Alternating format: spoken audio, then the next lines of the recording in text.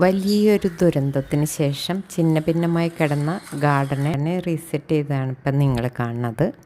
ഇന്നലെ വീശിയടിച്ച ചുഴലിക്കാറ്റിൻ്റെ ഒരു ചെറിയ വീഡിയോ നമ്മൾ പോസ്റ്റ് ചെയ്തിട്ടുണ്ടായിരുന്നു.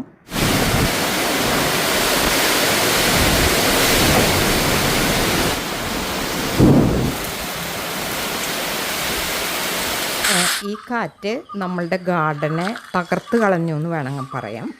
അധികവും മരങ്ങൾ വീഴും, പിന്നെ ഓടുകൾ ഒരുപാട് പേര് പറന്നുപോയി, റൂഫ് അടക്കം പറന്നുപോയിട്ട് അടുത്ത ഇതിൽ വന്നിരുന്നിട്ടുള്ള പ്രശ്നങ്ങളുണ്ടായി ഈ ഒരു ഏരിയയിൽ മാത്രം. അതായത് ഈ ഞങ്ങളുടെ ഗ്രാമവും അതിൻ്റെ ചുറ്റുപാടുള്ള പ്രദേശങ്ങളുമുണ്ട്. എന്തായാലും നല്ല പോലെ ഹെവി ആയിട്ട് നഷ്ടം വന്നിട്ടുള്ള ആൾക്കാരുണ്ട്. നമുക്ക് നമ്മുടെ ഗാർഡൻ ഏതാണ്ട് എന്തെന്ന് പറയുക, ചിന്ന ഭിന്നമായി പോവാന്ന് പറയില്ലേ. ഒരു 15-16 വർഷത്തോളമായിട്ട് ഇവിടെ ഉണ്ടായിരുന്ന ഈ ഒരു ട്രീ ആണ് ഇപ്പോൾ വീണ് കിടക്കുന്നത്. അതിനെ ഫോക്കസ് ചെയ്തിട്ടാണ് നമ്മൾ ഈ ഗാർഡൻ സെറ്റ് ചെയ്തേക്കുന്നത്.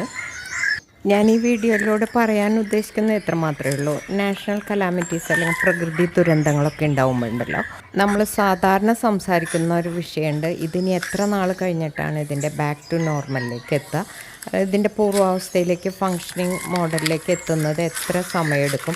ഇത് നമ്മൾ കുറ്റപ്പെടുത്താറുണ്ട്. ഇത് എത്രയോ നാളായി ഇതേപോലെ തന്നെ. അപ്പോൾ ഓരോരുത്തരും മറ്റുള്ളവരെ നിരീക്ഷിച്ചുകൊണ്ടിരിക്കുന്നുണ്ടാവും, അവരെങ്ങനെയാണ് ഇതിനെ കൈകാര്യം ചെയ്യണത് എന്നുള്ളത്. അപ്പോൾ അതുപോലെ രാജ്യങ്ങൾ, ഒരു രാജ്യത്തുണ്ടാവുന്ന ഒരു വലിയ ദുരന്തം, അതായത് എനിക്ക് ഓർമ്മയുണ്ട് നമ്മുടെ എർത്ത് കേക്ക്, ഭുജ്, കച്ച് ഭാഗങ്ങളൊക്കെ ഫുള്ളായിട്ട് ഭൂമിയുടെ അടിയിലേക്ക് ഇതാണ്.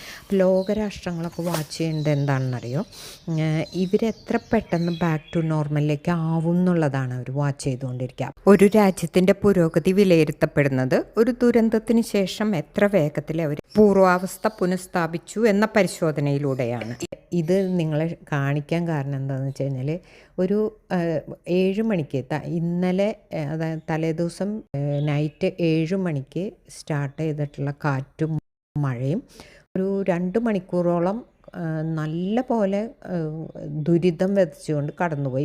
അതോടൊപ്പം ഇലക്ട്രിസിറ്റി നിലച്ചു. കാരണം ഒരുപാട് പോസ്റ്റുകളൊക്കെ വീണിട്ട് വൈദ്യുതി ബന്ധം നിലച്ചു. പിന്നെ ഒരു 2 ദിവസം കഴിഞ്ഞിട്ടാണ് ഈ വൈദ്യുതി ബന്ധം പുനഃസ്ഥാപിക്കാൻ സാധിച്ചത്. ഒരുപാട് സ്ഥലത്ത് ഈ ചുഴലിക്കാറ്റ് ബാധിക്കുകയുണ്ടായില്ല, എന്നിട്ടും ഇത്രയും സമയമെടുത്തു ഇത് പുനഃസ്ഥാപിക്കാൻ.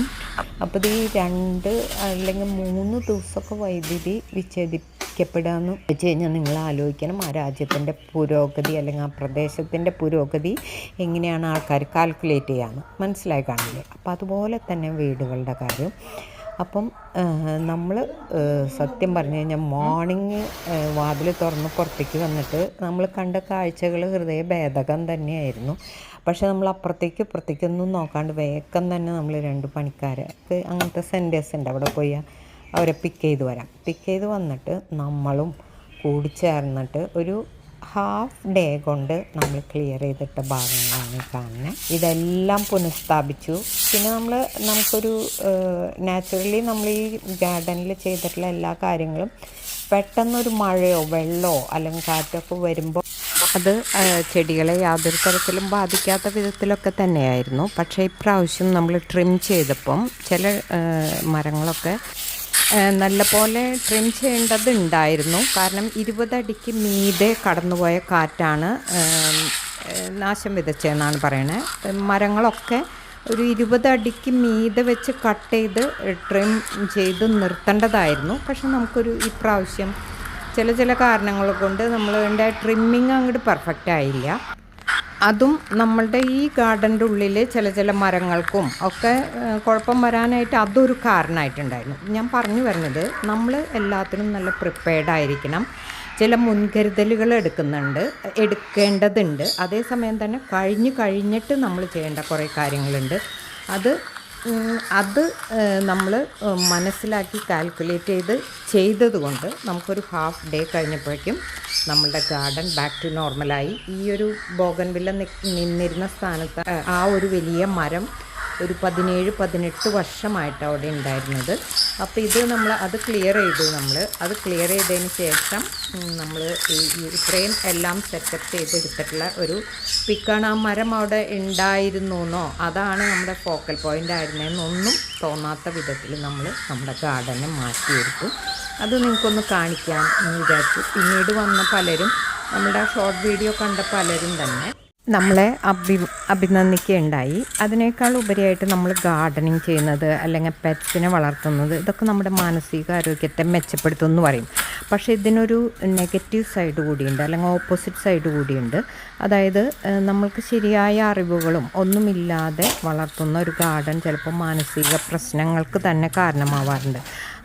ഞാൻ ഈ ഓൺലൈൻ സെല്ലർ എന്നുള്ള നിലയ്ക്ക് പലരും എന്നോട്, എൻ്റെ കസ്റ്റമേഴ്സായിട്ടുള്ളവർ പറയാറുണ്ട്, നിരന്തരം രോഗങ്ങളൊക്കെ അവർ വേട്ടയാടിക്കൊണ്ടിരുന്നപ്പോൾ അവരുടെ ഡോക്ടർ അഡ്വൈസ് ചെയ്തു നിങ്ങളൊരു ഗാർഡൻ തുടങ്ങാൻ എന്നൊക്കെ പറഞ്ഞിട്ട്. പക്ഷെ പിന്നീട് അവർ നമ്മുടെ ചെടികൾക്ക് എന്തെങ്കിലും പ്രശ്നം വരുമ്പോൾ അവർ വളരെ അപ്സെറ്റ് ആവുന്നതും അവർക്ക് രോഗങ്ങൾ വീണ്ടും വരുന്നതൊക്കെ നമ്മൾ കണ്ടിട്ടുള്ളതാണ്. ഇപ്പോൾ ഈ ഒരു ചെടി ഈ പോട്ടിരിക്കുന്ന സ്ഥലത്തായിരുന്നു നമ്മുടെ ആ ട്രീ നിന്നിരുന്നത്. അപ്പോൾ തൽക്കാലത്തേക്ക് ഇത് ക്ലിയർ ചെയ്തപ്പോൾ അവിടെ നമ്മളൊരു പോട്ട് കുഴിച്ച് വെച്ചിട്ടുണ്ട്. അതിൻ്റെ മീതെ അതറിയാത്ത വിധത്തിൽ വേറൊരു പോട്ടൊക്കെ വെച്ച് സെറ്റ് ചെയ്തേക്കാണ്. പിന്നെ ഈ ഇട്ടേക്കണ ബേബി മെറ്റൽ കണ്ടില്ലേ, ആ ബേബി മെറ്റൽ ഇപ്പോൾ ഒരു മഴയും ഇതുപോലെ കാറ്റും ഒക്കെ കഴിഞ്ഞിട്ട് പിറ്റേ ദിവസം ആയപ്പോഴത്തേക്കും നല്ല ഡ്രൈ ആയി കിടക്കണണ്ട നമ്മുടെ മുറ്റം.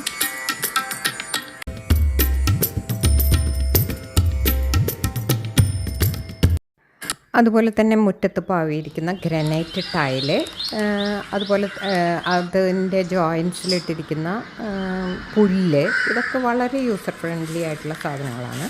പിന്നെ കാണുന്ന ഈ സൻസിവേരാസ് ഒരു പ്ലാന്റ് കൊണ്ടുവന്നിട്ട് അതിൽ നിന്ന് മാറ്റി മാറ്റി നട്ടിട്ട് ഉണ്ടാക്കിയിട്ടുള്ളതാണ്. പൂക്കളെയും ചെടികളെയും ഒക്കെ ഒരുപാട് ഇഷ്ടപ്പെടുന്നവർക്ക് വേണ്ടിയുള്ള ഇത്തരം കൊച്ചു കൊച്ചു വീഡിയോകളും അറിവുകളുമായിട്ട് വീണ്ടും വരാം.